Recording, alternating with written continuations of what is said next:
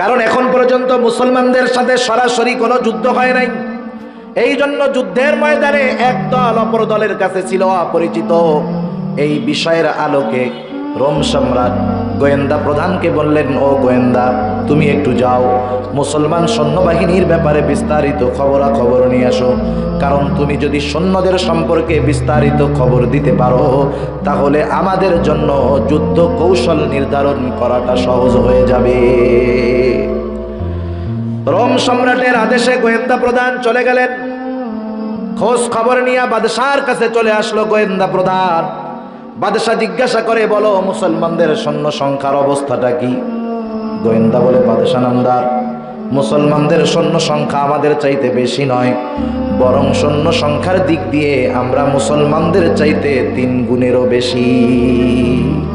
Rome সম্রাট এবার বললেন, সৈন্য সংখ্যা তো এত বেশি, মুসলমানদের সামরাস্ত্রের ব্যাপারে একটু খোঁজ খবর জানাও। কারণ অনেক সময় বিষয়টা এমন হয়, একজনের কাছে এমন একটা অস্ত্র আছে, সে একা 10 জনের সাথে লড়তে পারে। 10 জনের হাতে যদি 10টা লাঠি থাকে, আর দূরে একজনের কাছে যদি একটা পিস্তল থাকে, বলেন তো কে শক্তিশালী? সংখ্যায় কাজ হবে। ওই দূরের থেকে গেলে এরকম করবে, দিব দিব, আর দূর থেকে মেরে দিলে কাম শেষ। এখন হতে পারে সৈন্য সংখ্যা কম, কিন্তু অস্ত্রের দিক দিয়ে তারা অনেক শক্তিশালী হতেও পারে। রোম সম্রাট জিজ্ঞাসা করে, অস্ত্রের অবস্থা কি? গোয়েন্দা প্রধান বলে, বাদশা নামদার, তাদের অস্ত্র আমাদের চাইতে আধুনিক নয়, বরং আমরাই তাদের চাইতে সমরাস্ত্রের দিক দিয়েও শক্তিশালী। রোম সম্রাট একটু অবাক হয়ে বললেন, বলো কি? তাহলে চতুর্দিকে মুসলমানদের জয়ের খবর শুনিয়ে এর কারণটা কি? তাদের সৈন্যবাহিনী কি বিশেষ প্রশিক্ষণ প্রাপ্ত নাকি?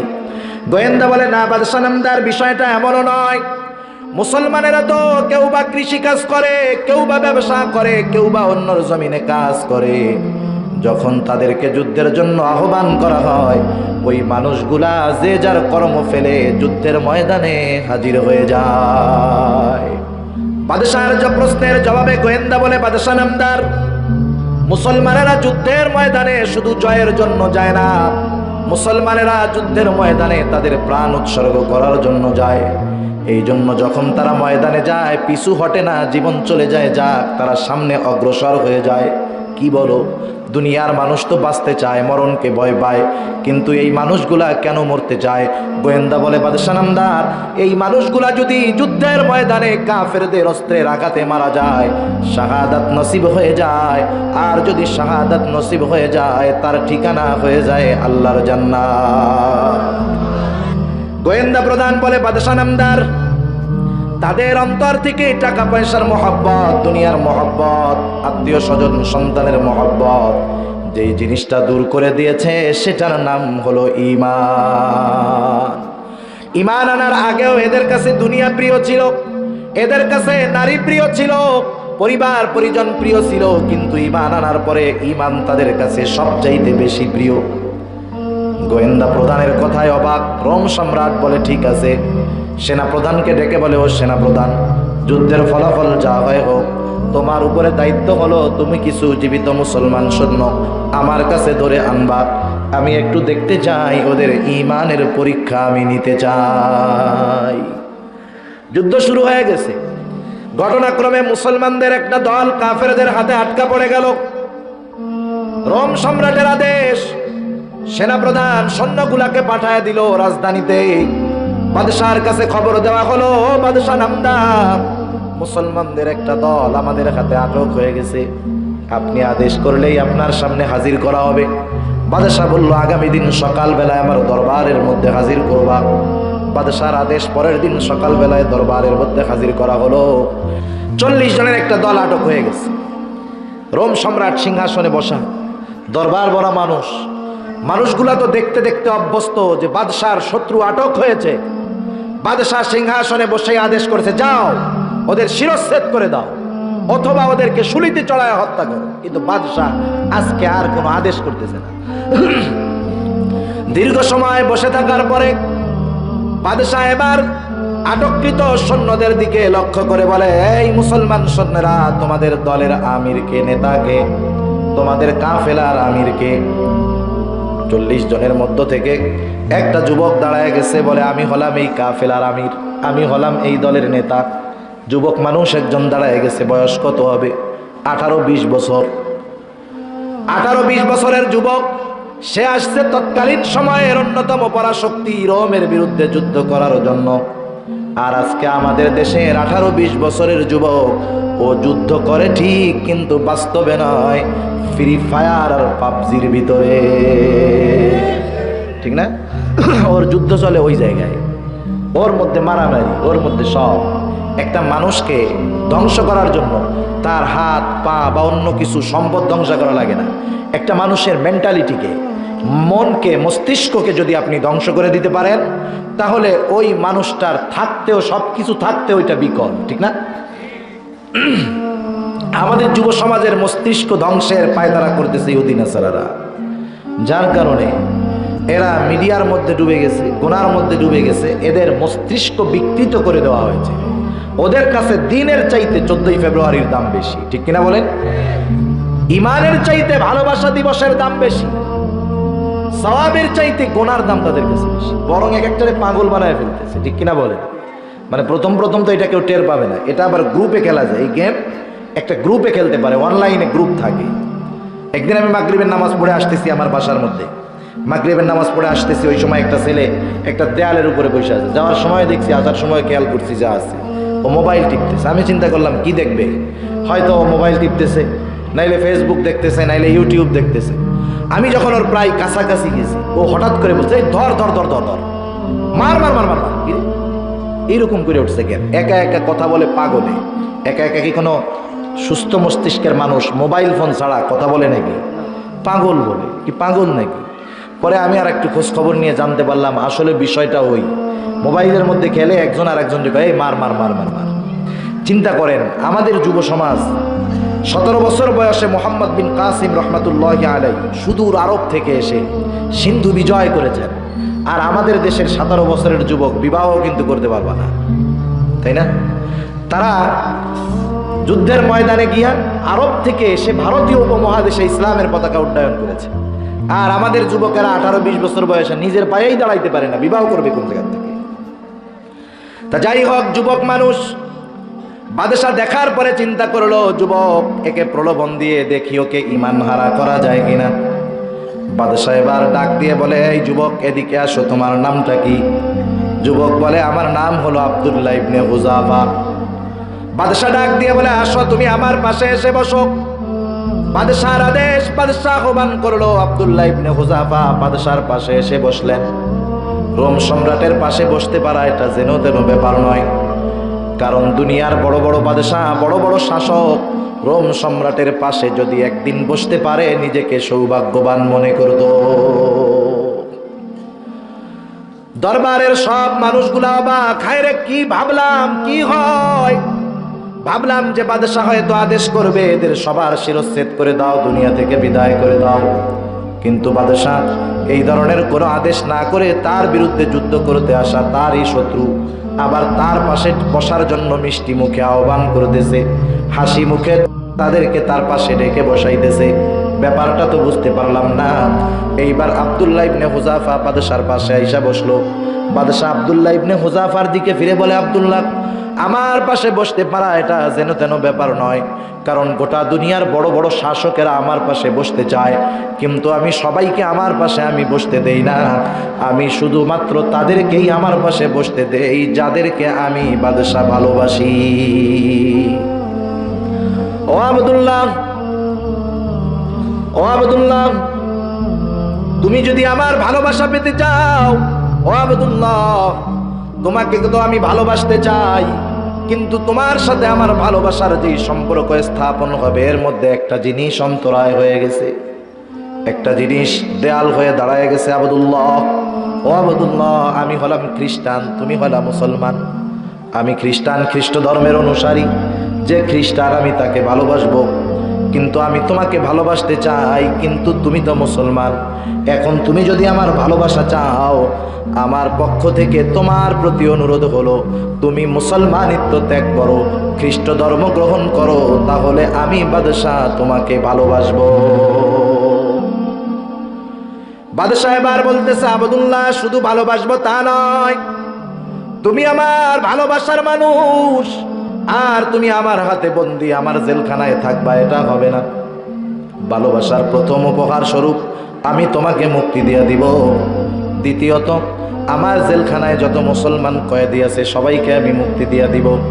3 নাম্বার, আমার ঘরে সুন্দরী ষোড়শী যুবতী একটি কন্যা আছে, এই মেয়েটাকে আমি তোমার সাথে বিবাহ দিয়ে দিব। 4 নাম্বার, আমার এই বিশাল রোম সাম্রাজ্যের অর্ধেক আমি তোমার নামে লিখে দিব। 5 নাম্বার, আমার মৃত্যুর পরে বাকি অর্ধেকের মালিক তুমি হয়ে যাইবা, তুমি হবা এই বিশাল রোম সাম্রাজ্যের একচ্ছত্র অধিপতি। কত সুবিশাল প্রস্তাব! রোম সাম্রাজ্য বাংলাদেশের মতো ছোট একটা দেশ না, বিশাল এক সালতানাতের বাদশাহী তোমার কাছে চলে আসবে, তুমি সব কিছু পাবে, কিন্তু বিনিময়ে কি দিবে? ঈমান দিবা। কি দিবা? ঈমান দিবা। কথাটা না মাইকে টানে না, এই স্পিকারগুলো সুবিধার না, বুঝছেন? এগুলো চেঞ্জ করবেন, ভালোগুলো ইউজ করবেন। তাহলে সব পাইবা, বিনিময়ে কি দিবা? ঈমান দিবা। কারণ ইহুদি, নাসারা, খ্রিস্টান, ইসলাম বিদ্বেষী যারা, ওরা ঈমানের দাম মুসলমানদের চাইতে ভালো বোঝে। এই জন্য ঈমান ধ্বংস করার জন্য গোটা দুনিয়ায় সবচাইতে বেশি সম্পদ এরা ঈমান ধ্বংস করার পেছনে ব্যয় করে। ঠিক কিনা বলেন?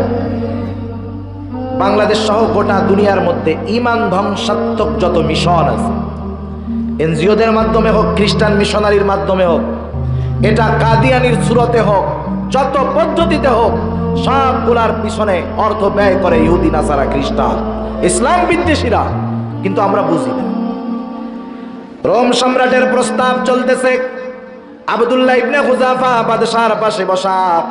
বলেন তো, কেউ যদি আপনার কাছে আপনার সবচাইতে প্রিয় জিনিসটা চায়, বিনিময়ে সে আমাকে যেটা দিতে চায় সেটাকে সবচাইতে আমি ঘৃণা করি, বলেন তো এমন প্রস্তাব আপনার কাছে যদি কেউ দেয়, তার প্রতি আমার মেজাজটা গরম হবে কি হবে না? আব্দুল্লাহ ইবনে হুযাফার কাছে সবচাইতে দামি সম্পদ ঈমান, সবচাইতে ঘৃণার বস্তু হলো কুফর। সেই কুফরি গ্রহণ করে আব্দুল্লাহকে ঈমান ত্যাগ করতে বলতেছে রোম সম্রাট। আব্দুল্লাহ ইবনে হুযাফার রক্তগুলা গরম হয়ে যাচ্ছে, শরীরের লোমকূপ দিয়া ঘাম বের হওয়া শুরু হয়ে গেছে, পশমগুলা দাঁড়ায় গেছে। আব্দুল্লাহ ইবনে হুযাফার চোখ দুইটা রক্তবর্ণ হয়ে গেছে। বসে থাকা আব্দুল্লাহ সাথে সাথে দাঁড়ায় গেছে, বাদশার দিকে ঘুরে দাঁড়ায় গেছে। বাদশার কথা শেষ, আব্দুল্লাহ ইবনে হুযাফা ঈমানি আওয়াজে রক্ত চক্ষুতে বাদশার দিকে তাকায়া আওয়াজ করে বলে, এই রোমের কুকুর, তুই কি দুনিয়ার বিনিময়ে আমার ঈমান কিনতে চাস? তুই শুনে রাখ, এত তোর সামান্য রোম সাম্রাজ্য, তুই যদি গোটা দুনিয়ার বাদশাহী আমাকে দিয়ে দেশ, মালিকানাও আমাকে দিয়ে দেশ, আমি আব্দুল্লাহ ইবনে হুযাফা আমার ঈমান তোর দুনিয়ার কারণে বিক্রয় করে দিব না। রোমের মানুষ কোনোদিন দেখে নাই তাদের সম্রাটের চাইতে উঁচু গলায় তার সামনে কেউ কথা বলতে পারে। রোমের মানুষ কোনোদিন দেখে নাই তাদের সম্রাটকে কেউ ধমক দিতে পারে। সারা দরবার নিশ্চুপ নিস্তব্ধ হয়ে গেছে, কারো মুখের মধ্যে কোনো কথা নেই। আব্দুল্লাহ ইবনে হুযাফার কথায় বাদশাহ হতবাক, রাগে ক্ষোভে বাদশাহ চলে গেছে অন্দরমহলের মধ্যে। ভেতর থেকে আদেশ পাঠাইয়া দিয়েছে, আব্দুল্লাহ ইবনে হুযাফা আমার হাতে বন্দী। কত বড় সাহস, ঈমানের পাওয়ার দেখায়, আমার প্রস্তাবকে এমন ভাবে ফিরিয়ে দেয়, ওর ঈমানের শক্তি আমি পরীক্ষা করে ছাড়বো। যাও, ওকে জেলখানার মধ্যে আটকায় রাখবি, খাবারও দিবি না, পানিও দিবি না। ডাক্তারকে বলে দিয়েছে, ও ডাক্তার, খোঁজ খবর রাখবা, যখন দেখবা খানা পানির অভাবে মরার মতো অবস্থা, তখন আইসা আমার কাছে জানাইবা। আব্দুল্লাহ ইবনে হুযাফাকে জেলখানার মধ্যে আটকায় রাখা হলো। 1 সপ্তাহ হয়ে গেছে, খানাও নাই, পানিও নাই। আব্দুল্লাহ ইবনে হুযাফা যুবক মানুষ, স্বাভাবিক আমরা যদি 1-2 বেলা না খাই দুর্বল হয়ে যাই। 1 সপ্তাহ তার পেটে খানা পানি নাই, জেলখানার মধ্যে শুয়ে আছে আব্দুল্লাহ। বোঝা যায় না বেঁচে আছে নাকি মারা গেছে, বাহির থেকে বোঝা যায় না। ডাক্তার দরজা খুলে ভিতরে চলে গেল, যায় দেখে আব্দুল্লাহ ইবনে হুযাফার অবস্থা বড় করুণ। দৌড় দিয়ে চলে গেছে বাদশার কাছে, গিয়ে বলে, বাদশাহ, আব্দুল্লাহর অবস্থা কিন্তু করুণ, এখন যদি খানা পানি না দেওয়া হয় যে কোনো মুহূর্তে বড় অঘটন ঘটে যেতে পারে। বাদশাহ আহলে কিতাব ছিলেন, ওনার তো ধারণা ছিল, উনি খুব ভালো মতো জানে যে খাবারেরও প্রভাব ইমানের উপরে পড়ে। বাদশাহ এবার বলল, যাও তার জন্য খাবার এবং পানি নিয়ে যাও। খাবার নিবা শুয়ারের গোশত, আর পানি নিবা মদ মেশানো পানি। বাদশাহর আদেশে ডাক্তার আব্দুল্লাহ ইবনে হুযাফার জন্য শুয়ারের গোশত আর মদ মেশানো পানি নিয়ে গেল। বাদশাহর আদেশে খাবার নিয়ে আব্দুল্লাহ ইবনে হুযাফার কাছে চলে গেল ডাক্তার। ডাক্তার যায় বলে, ও আব্দুল্লাহ, তোমার অবস্থা বড় করুণ, এখন যদি তুমি খানা পানি না খাও তাহলে কিন্তু বিপদের আশঙ্কা। কিন্তু শুনে নাও, তোমার জন্য যেই খানা পানি আনা হয়েছে এটা যেন তেন খাবার নয়, যেন তেন পানি নয়। খাবার হলো শুয়ারের গোশত আর পানি মদ মেশানো পানি। হালাল না হারাম?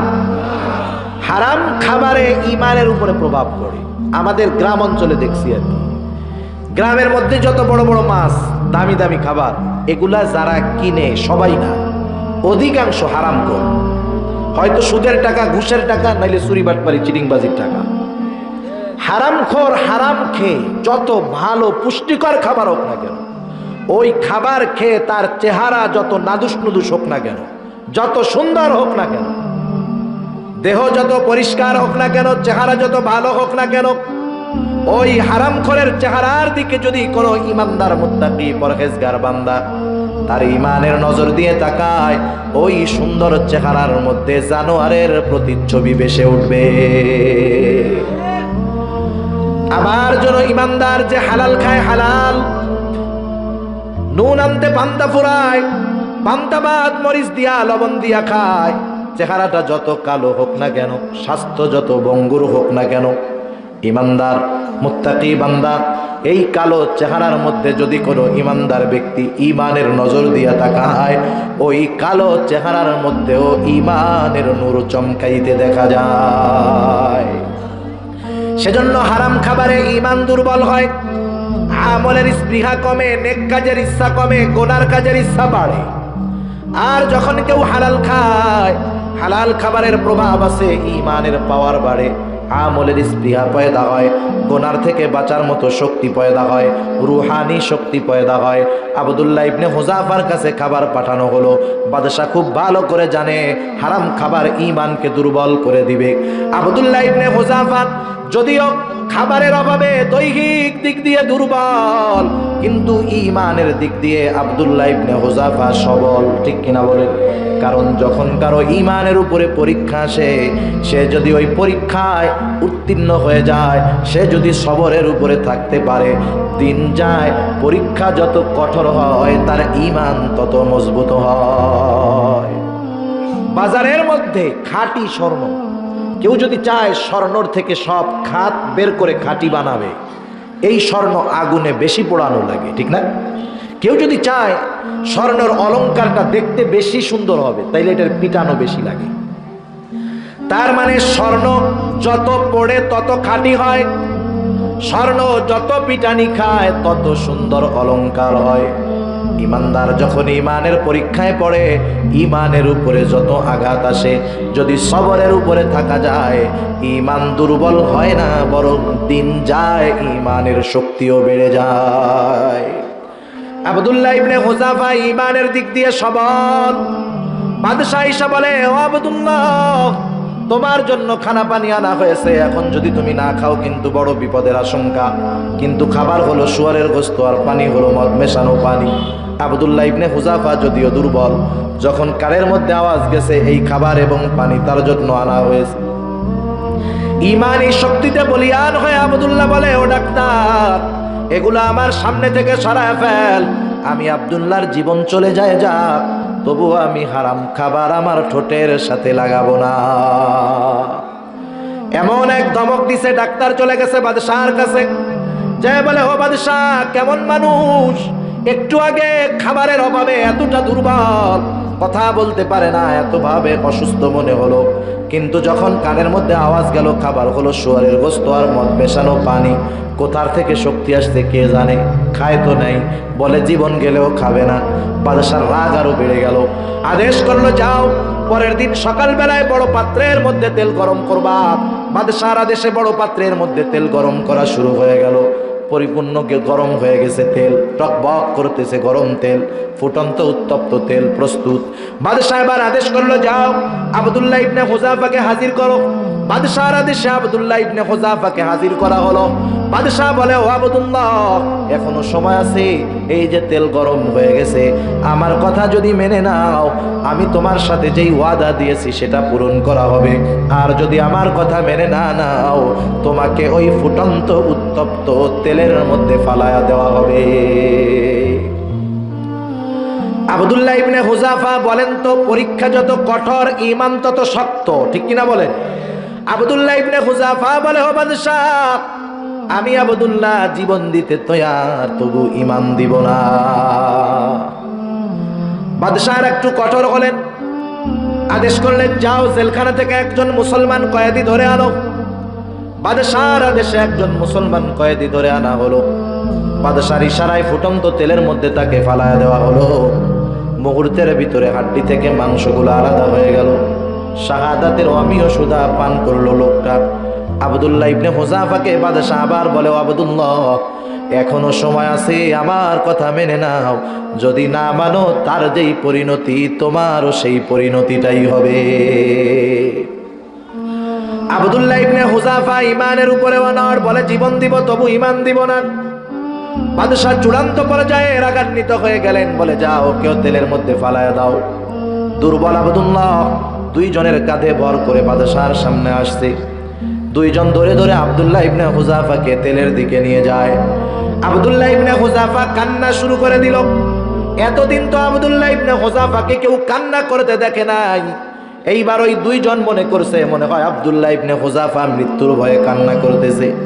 একজন দৌড় দিয়া চলে আসছে বাদশাহর কাছে, এসে বলে, বাদশাহ, আব্দুল্লাহ ইবনে হুযাফা কান্না করে, হয়তো মৃত্যুর ভয় হইতেছে, বাঁচার জন্য মন চাইতেছে, পরিবার পরিজনের কথা মনে পড়তেছে।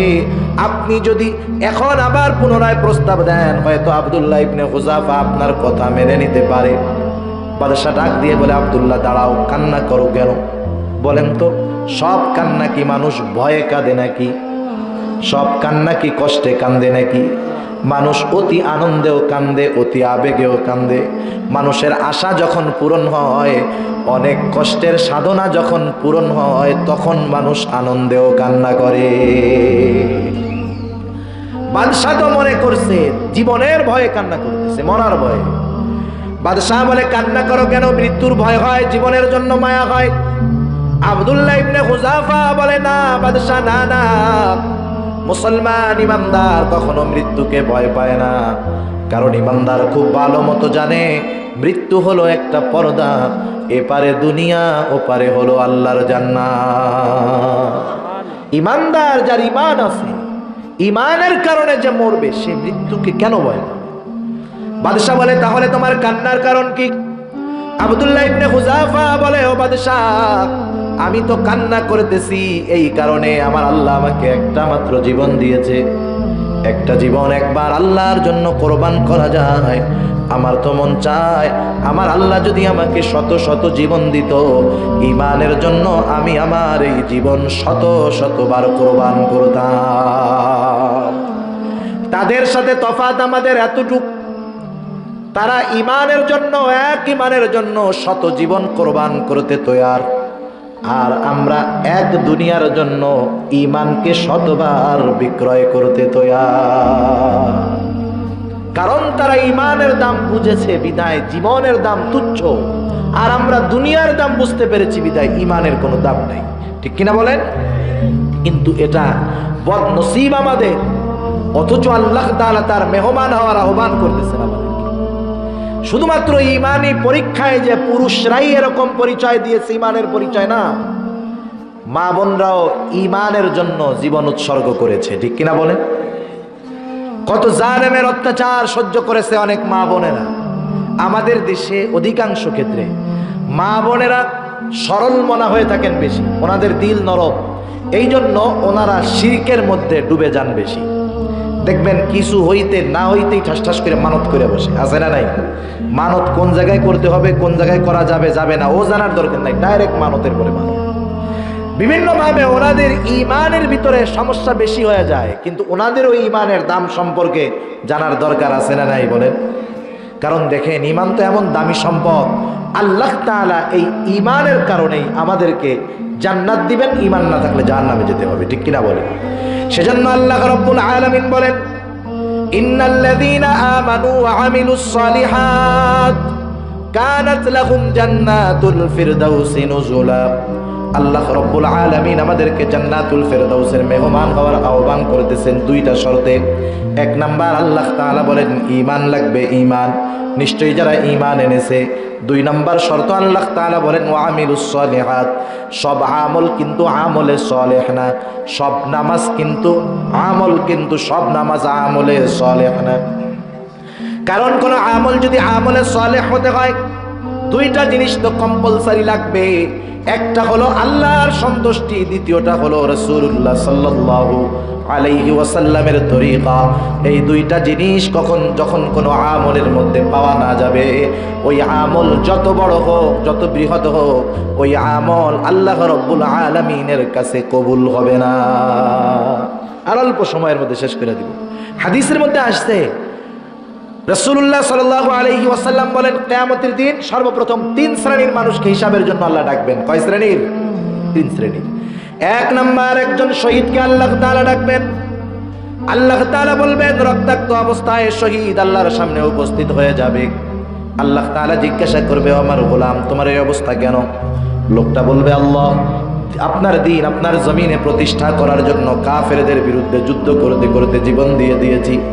আল্লাহ তাআলা জিজ্ঞাসা করবে, আমার গোলাম তুমি যে যুদ্ধ করেছো তোমার উদ্দেশ্যটা কি ছিল?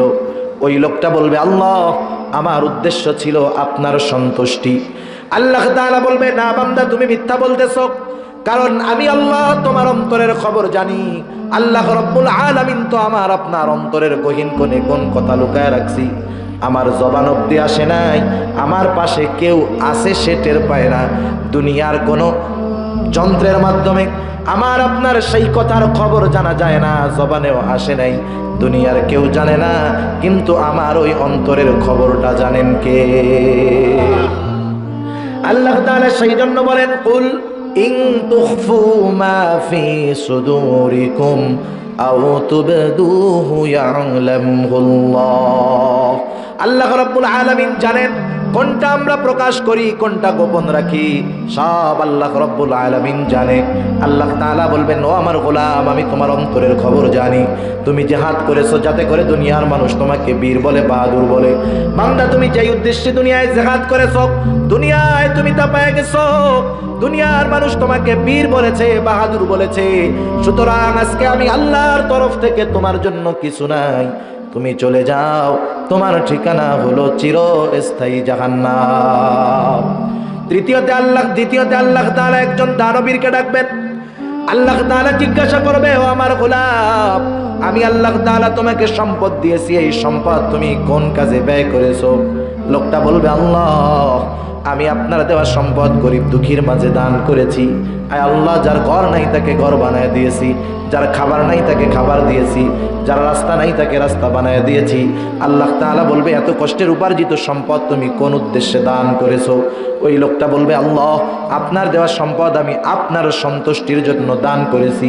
আল্লাহ তাআলা বলবে, না বান্দা তুমি মিথ্যা বলতেছো, তুমি দান করেছো যাতে করে দুনিয়ার মানুষ তোমাকে দানবীর বলে, তুমি দান করেছো যাতে করে দুনিয়ার মানুষ তোমাকে গরিবের বন্ধু বলে, তুমি দান করেছো যাতে করে দুনিয়ার মানুষ তোমাকে সমাজ সেবক বলে।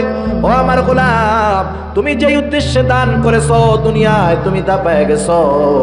আজকে আমি আল্লাহর তরফ থেকে তোমার জন্য কিছু নাই, তুমি চলে যাও, তোমার ঠিকানা হলো চিরস্থায়ী জাহান্নাম। আল্লাহ তাআলা তৃতীয়তে একজন আলেমকে ডাকবে। আল্লাহ তাআলা জিজ্ঞাসা করবে, আমার গোলাম কেন তুমি ইলম অর্জন করেছো? লোকটা বলবে, আল্লাহ আমি আপনার সন্তুষ্টির জন্য ইলম অর্জন করেছি। আল্লাহ তাআলা বলবে, না বান্দা আমি আল্লাহ তোমার মনের খবর জানি। তুমি যে উদ্দেশ্যে ইলম অর্জন করেছো দুনিয়ার মানুষ তোমাকে আলেম বলবে, হাফেজ বলবে, কারি বলবে, মুফতি বলবে, মুহাদ্দিস বলবে, শাইখুল হাদিস বলবে, বড় বক্তা বলবে। যে উদ্দেশ্যে ইলম অর্জন করেছো দুনিয়ায় তুমি তা পেয়ে গেছো। আজকে আমি আল্লাহর তরফ থেকে তোমার জন্য কিছু নাই, তুমি চলে যাও, তোমার ঠিকানা হলো চিরস্থায়ী জাহান্নাম। যুদ্ধের ময়দানে জীবন দিয়েছে, সম্পদের উপরে সম্পদ ব্যয় করেছে, মানুষের কথা শুনে কত কষ্ট করে পরিশ্রম করে ইলম শিখেছে, বড় বড় আমল, কিন্তু শুধু ইখলাস নাই। আল্লাহ তাআলার কাছে এই আমলের কোনো দাম নাই। মানুষ যত আমল করে সব আমলগুলা আল্লাহর সামনে পেশ করা হবে। যেই আমলগুলার মধ্যে ইখলাস আছে, আল্লাহর সন্তুষ্টি আছে, সেই আমলগুলা কবুল করা হবে। বাকি আমলগুলাকে আল্লাহ তাআলা নিশ্চিহ্ন করে দিবে। সম্ভব না? সম্ভব তো। যেমন একটা মানুষ যখন 1000 টাকার একটা বান্ডিল নিয়ে ব্যাংকে গেল, এর মধ্যে 5টা নোট আছে জাল। যখন ব্যাংকের মধ্যে মেশিনে দেওয়া হবে, সাথে সাথে এই মেশিন 5টা নোট যে জাল আছে বাইর করতে পারবে তো? ধরা পড়ার পরে এই জাল নোটগুলা শেষ করে দেওয়া হবে। আপনার টাকা লস, যে দিবে তার টাকা লস। জাল নোট দেওয়ার কারণে শাস্তি আছে না নাই? ধরাই দিলে শাস্তি। ইবাদত করা হলো, আল্লাহর সন্তুষ্টির জন্য করা হয় নাই, ইবাদত বাতিল। ইবাদতের একমাত্র হকদার কে? জোরে বলেন কে? সেই ইবাদত ক্ষুদ্র থেকে ক্ষুদ্রাতীত হোক, বৃহৎ থেকে বৃহত্তর হোক, সকল ইবাদত কার জন্য? আল্লাহর জন্য। আল্লাহ তাআলা বলেন, নবী আপনি বলেন, কুল ইন্না সালাতি ওয়া নুসুকি ওয়া মাহইয়ায়া ওয়া মামাতি লিল্লাহি রাব্বিল আলামিন।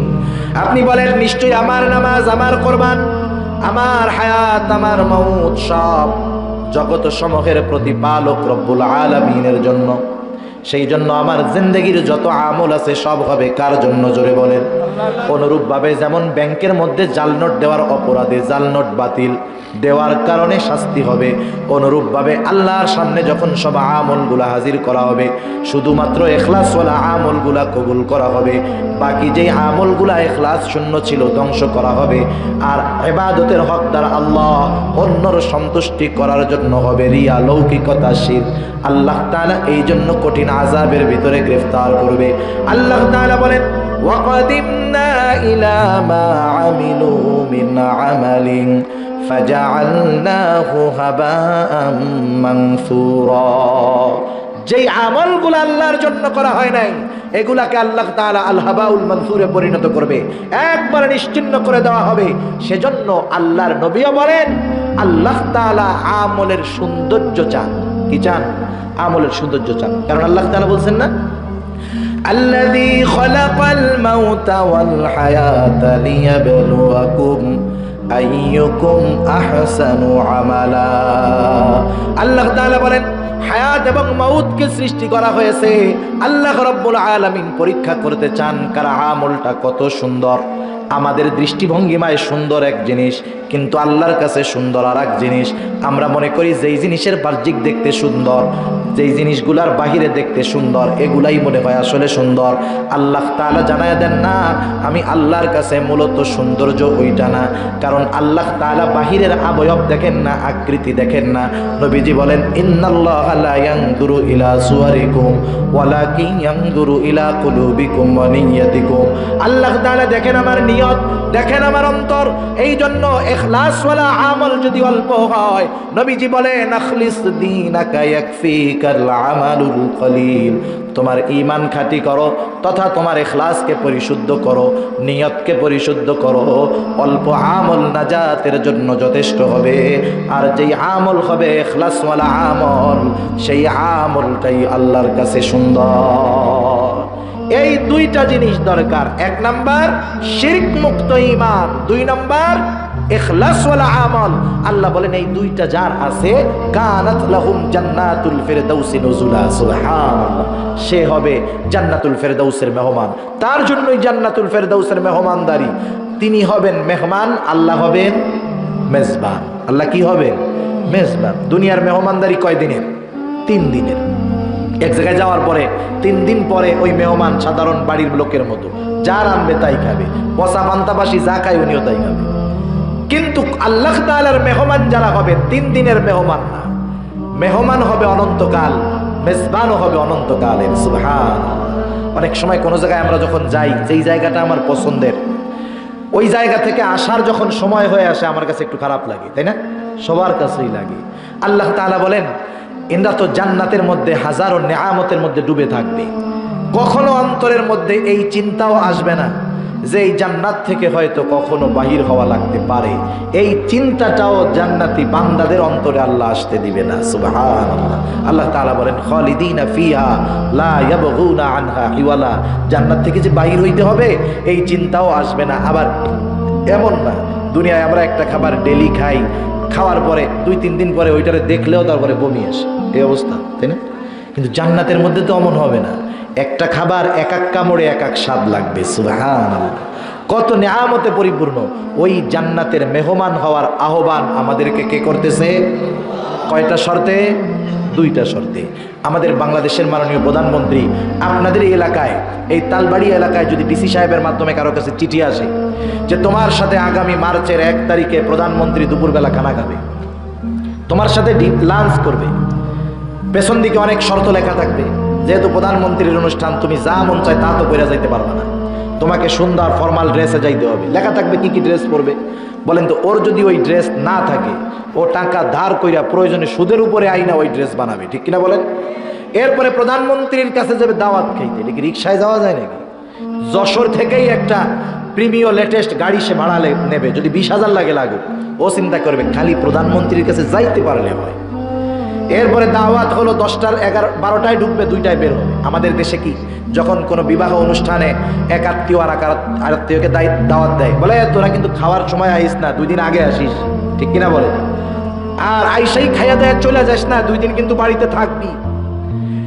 এই আন্তরিকতা আমাদেরকে যারা দাওয়াত দেয় তারা বলে অনেক সময়। এখন এই চিন্তা কইরা যশোরের থেকে ওই লোক যদি চিন্তা করে প্রধানমন্ত্রী দাওয়াত যদিও কার্ডে লেখছে 12টায়, দাওয়াত খাইতে আমরা আমার আত্মীয় স্বজনের বাড়ি আগের দিন গিয়া বসে থাকি, তাহলে প্রধানমন্ত্রীর বাসার দাওয়াতটা খাওয়ার জন্য আগের দিন গিয়া বসে থাকবো। ও যদি গাড়ি নিয়ে প্রধানমন্ত্রীর বাসভবনের সামনে প্যাপ প্যাপ দিয়া বলে যে আমার দাওয়াত দিছে কালকে দুপুরে, আজকেই হাজির, ঢুকতে দিবে? পিটানি। বেশি কথা বললে কি হবে? পিটানি। এরপরে রাইট 2টায় ঢুকবে, 12টায় ঢুকবে। বলেন তো যতই আত্মীয়তা হোক 2টার পরে থাকতে পারবে? ও যদি চিন্তা করে না যেহেতু দাওয়াত দিয়ে আনছেই আর 1 ঘন্টা লুকায় টুকায় থাকি, যদি ধরা খায় কি হবে? পিটানি। ও জানে। দেখেন এত ফর্মালিটি মেনটেন করে মাত্র 2 ঘন্টার দাওয়াতি মেহমান, প্রধানমন্ত্রীর আমন্ত্রণ পেয়ে ওর মাথা ঠিক থাকবে না, বরং যদি পারে ওই দাওয়াতি চিঠিটারে লেমিনেটিং করে বান্ধায় রেখা বলবে যে দেখ এটা পারলে কবরেও দিয়ে দিস, ঠিক কিনা বলেন? আপনার মনে করেন এরকম বান্ধায় রাখ, এলাকার প্রভাবশালী কেউ যদি কিছু বলে খালি বাইর করবে, দেখছো সেটা কি আমি প্রধানমন্ত্রীর মেহমান ছিলাম, এখন যদি বেশি কথা কস তোর কিন্তু একবারে গার সাথে সোয়াই দেবো, আগুন ধরে যাবে। মানে ওই কার্ডটা, দাওয়াত নামাটা তার কাছে এমন দামি, ঠিক না বলেন? আর আমাদেরকে আল্লাহ তাআলা এই কোরআনুল কারীমের মধ্যে জান্নাতের বাসিন্দা হওয়ার আহ্বান করেছেন, জান্নাতের মেহমান হওয়ার আহ্বান করেছেন, নিজে মেজবান হওয়ার কথা জানাইছেন। দুনিয়ার প্রধানমন্ত্রীর লাঞ্চ অথবা ডিনারের দাওয়াত পাওয়ার পরে মাথা ঠিক থাকে না, খুশির ঠেলায় আটখান, পা উপরের দিক মাথা নিচের দিক। আর আল্লাহ তাআলা দাওয়াত দিয়ে বলতেছে বান্দা 2টা জিনিস, ঈমান পরিশুদ্ধ করো, শিরিক মুক্ত ঈমান, ইখলাস ওয়ালা আমল, তুমি জান্নাতুল ফেরদাউসের মেহমান অনন্তকাল, আর আমি আল্লাহ তোমার মেজবান অনন্তকাল। সুবহানাল্লাহ। সেজন্য আমরা আল্লাহ তাআলার কাছেই কামনা করব এবং আমাদের ঈমানকে খাঁটি করব, ঈমানকে শিরিক মুক্ত করব, আমল অল্প হোক আল্লাহর জন্য করব। আশা করি আমরাও জান্নাতুল ফেরদাউসের মেহমান হতে পারবো। নবীজি আমার আর এক হাদিসের মধ্যে বলেন যেই লোকটা সবচাইতে ছোট জান্নাতের মালিক হবে তার জান্নাতের পরিধি হবে কমপক্ষে এই দুনিয়ার 10 গুণ। আপনারা খুশি হন নাই? আরো জোরে বলেন না। এটা কি আজীব মনে হয়, সহজ মনে হয় নাকি? এই দুনিয়ার 10 গুণ পরিমাণ একটা জান্নাত পাবে কিসের বিনিময়ে? অনুপরিমাণ ঈমানের মালিক, সবচাইতে ছোট জান্নাতের মালিক। এটা তো একটা সময় নাস্তিক মুরতাদ যারা ছিল, ইসলাম বিদ্বেষী যারা, এই ওয়াজ তো আজকের না, এ ওয়াজ আজকের, এ ওয়াজ 1500 বছর আগে। এই ওয়াজ আমাদের পূর্বপুরুষরা করেছেন, রাসূলুল্লাহ সাল্লাল্লাহু আলাইহি ওয়াসাল্লাম থেকে শুরু করে সবাই করতেছে। আজ থেকে 100 বছর আগেও যখন মানুষেরা এই ওয়াজ শুনতো আর করতো, তখনও নাস্তিক ছিল কি ছিল না? ইসলাম বিদ্বেষী ছিল কি ছিল না? ছিল। এরাও ওয়াজ শোনে। ওয়াজ শুইনা ওরা বলতো, দেখ এ হুজুরে ওয়াজ করলো কি আর পাবলিকে শুইনা কইলো কি। হুজুরে ওয়াজ করলো যে এই দুনিয়ার 10 গুণ পরিমাণ একটা জান্নাত পাবে, সবচাইতে ছোট জান্নাতের মালিক। এটা কি